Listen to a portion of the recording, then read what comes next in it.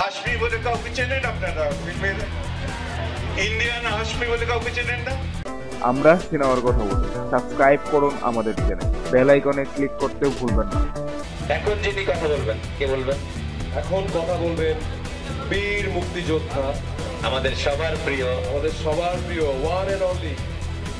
ওরা 11 জন খ্যাত। কে? জোরে বলতে হবে তো, জোরে।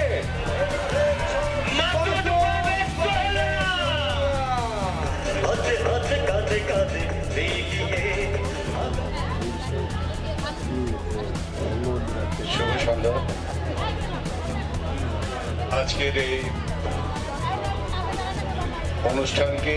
অনুষ্ঠান সম্পর্কে কিছু বলার আগে, আজকে যে মাসে আমরা এই অনুষ্ঠানটা করছি তাদের প্রতি আমার বাঙালি যারা জীবন দিয়েছেন তাদের প্রতি আমার এবং আমাদের সকলের তরফ থেকে শ্রদ্ধা নিবেদন করে আমি আমার দুই একটি কথা বলতে চাচ্ছি। কথা আমরা এখানে যখন কথা বলতে নেই তখন প্রায় ভারী কথা বলি। ভারী কথা বলতে গিয়ে আমি একটা জিনিস ঠিক, আপনারা তো টেলিভিশন দেখেন নাকি? সবাই দেখেন না টেলিভিশন? ভারতীয় ছবি অনেক দেখেন, তাই না? দেখি না, কিন্তু অনেকে ভারতীয় ছবি অনেক দেখেন, অনেক বড় বড় নায়কের ছবি দেখেন। আমাদের এখানে যেসব আর্টিস্ট আছে তাদের প্রত্যেকের নিজস্ব একটা নাম আছে। এখানে যখন নামগুলো বলা হলো, ডাকা হলো, কারণ আমার এক ছোট ভাইয়ের নাম ডাকা হলো, তার নাম হচ্ছে লিটন, আমরা জানি তো। লিটন হাসমি বলে ডাকা হলো। হাসমি বলে কাউকে চেনেন আপনারা? ফিল্মের ইন্ডিয়ান হাসমি বলে কাউকে চেনেন না? এখন আমার পাশে থেকে আমার ভাই বলছে যে সালমান হাসমির ছোট ভাই লিটন হাসমি। আসলে লিটনকে আদর করে এই কথাটা বলছে না দুষ্টুমি করে সবাই বলছে, এটা আমি ঠিক বুঝতে পারছি না। যে কোনো কারণের জন্যই হোক, হাসমি শব্দটা শুনলে পরে আসলে আমাদেরকে হাসি লাগে, কারণ হাসমি কথাই বলে মধ্যে এমন যে সেটা হাসির কথাই আমাদের কাছে মনে হয়। তো আজকের এই অনুষ্ঠান সম্পর্কে আমি বলবো যে আমার এক ভাই বলে গেছে শুরুতেই যে আমরা চলচ্চিত্র জগতে অনেকগুলো অনুষ্ঠানই হয়। আমরা প্রযোজক সমিতি, পরিচালক সমিতি, শিল্পী সমিতি সবাই আমরা কিন্তু পিকনিকটা করে থাকি।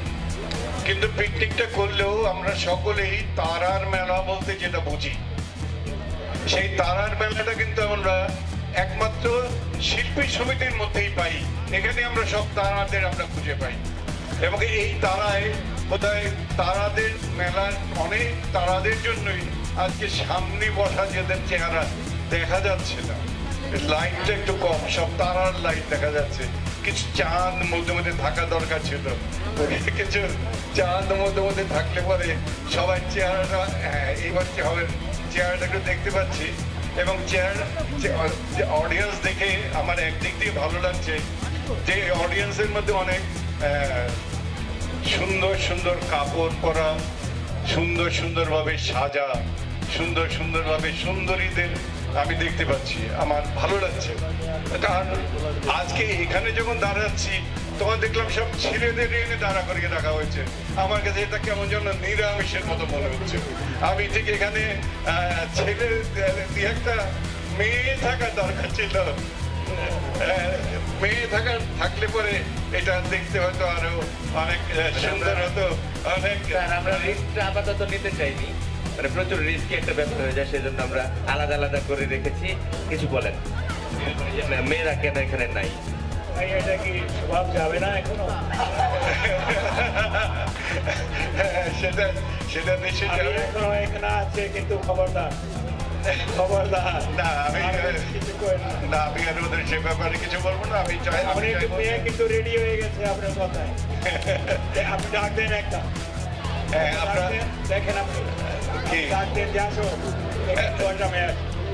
আমি আশা করি বাংলাদেশের মেয়েদেরকে ডাক দিলে পরে স্বাধীনতা যুদ্ধ করা দেশের মেয়ে, যারা স্বাধীনতা যুদ্ধ করে বাংলাদেশকে স্বাধীন করেছে তাদেরকে যদি ডাকি তাহলে তারা এখান থেকে সবাই চলে আসবে। আসবেন না আপনারা সবাই এখানে?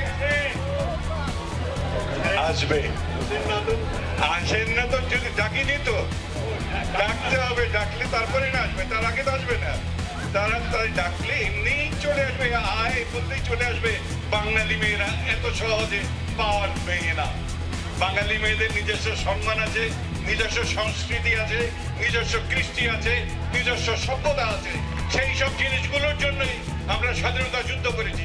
কাজে তাদের ডাকলে যদি দেশের জন্য প্রয়োজন হয় তাহলে তারা রক্ত দেবে, এবং সেই দেশের স্বার্থ রক্ষা করার জন্য, দেশের কালচারকে রক্ষা করার জন্য যদি প্রয়োজন হয় তারা সকলেই আমার স্টেজ এখানে চলে আসবে, এটা আমি বিশ্বাস করি। আপনারা নিশ্চয়ই এটাকে সবাই বিশ্বাস করেন। যাই হোক, আমি বক্তৃতা দিতে আমার পদভ্যাস। টেলিফোন শুরু করলে আমার ছেলে বলে, তুমি কথা বললেই শুরু করে দাও, টেলিফোনে কথা বলা বেশি, এটা তো বেশি বলবো না, একটু কম কম বলো। তা আমিও একটু কম কম বলি আজকে আপনাদের কাছে। এইটুকু বলেই আপনাদের কাছ থেকে আমি বিদায় নেই। আপনারা সবাই ভালো থাকবেন, আপনারা সবাই সুখে থাকবেন, এবং এই দিনটি আগামী দিনে যেন আমরা আজকে এখানে যারা আছি তারা প্রত্যেককেই যেন আমরা সেদিনও দেখতে পাই, তাদের মধ্যে কেউ যেন আমাদেরকে ছেড়ে হঠাৎ করে চলে না যায়, সেই দোয়া করে আগামী দিনে আপনাদের ভবিষ্যৎ কামনা করে, ভবিষ্যৎ শুভ কামনা করে। এবং আমাদের যে কমিটি, আমি বলবো যে যারা করেছে এখানে, যাদের চেহারা আছে প্রত্যেকে দেখতেও সুন্দর, কাজেও সুন্দর। এটা দুটো একসাথে কেমন হলো এটা আমার ঠিক বোঝা যায় না। অনেকগুলো দেখতে একটু সুন্দর, কাজে একটু কম সুন্দর হলে ভালো হতো। ভাইয়া আমি তো সুন্দর না ভাইয়া। না, তুমি অনেক সুন্দর, তুমি সুন্দর না বললে তো লাভ হবে না, কারণ তোমার মনটাতে সুন্দর। তুমি এই মুহূর্তে সমস্ত কাজের মাঝখানে তুমি নামাজটা পড়ে এসো, আমি সেটা পড়তে পারিনি। কাজে তোমার মনটা তো অনেকের চেয়েও অনেক সুন্দর। কাজে আমি বলবো যে এই কমিটি যারা গতবারও অনুষ্ঠান করেছি, মিশা জায়েদের কমিটি গতবারও যেটা করেছে, আপনারা যারা এসেছেন তারা দেখেছেন, এবারও আপনারা দেখলেন যে কমিটি তাদের সাধ্যমতো প্রচেষ্টা শুধু করেনি, আমাদেরকে সত্যিকার ভাবে আমাদেরকে খুশি করেছে। আপনারা সকলে আজকের অনুষ্ঠানে খুশি হয়েছেন তো? নিশ্চয়ই খুশি হয়েছেন আপনারা সকলে। এবং এর মধ্যে আরো কিছু আমি অনুরোধ করেছি দুই একজনকে, যে আমাদের দুই একজন ভাই আছে চলচ্চিত্র শিল্পী, এবং একজন আছে একেবারে এমনি বাইরে প্রফেশনাল, কিন্তু চলচ্চিত্রের জন্য তো ডিভোটেড। ও আপনাদেরকে 15 মিনিট অন্তত পক্ষে আপনাদেরকে প্রচন্ড গানের মধ্যে ডুবিয়ে রাখবে, এই কথাটুকু আমি বলতে পারি। ওদের কাছে বলেছি যে 15 মিনিট ওকে গান গেতে দিও। ওর নাম হচ্ছে ডন। ডন এমনি নাম ডন, মনে হয় যে এমনি ছবি করে গুন্ডা পান্ডা, মানে মারামারি কাটাকাটি ছবি করে, কিন্তু আসলে খুব ভালো গান গায়। আপনারা ওর গান শুনবেন।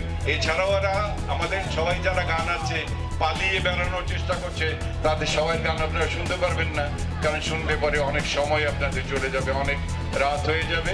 আপনাদের সবাইকে ফিরে যেতে হবে, বাসায় ফিরে যেতে হবে, টু আওয়ার ডেস্টিনেশন। আপনাদের ডেস্টিনেশনে আপনারা সবাই ভালোভাবে পৌঁছি, সবাই ভালো থাকি। আল্লাহ তাআলা আপনাদের সকলকে ভালো রাখুন। আমার জন্য আপনারা দোয়া করবেন, আমিও আপনাদের ভালোর জন্য দোয়া করবো। শুভেচ্ছা। আল্লাহ হাফেজ।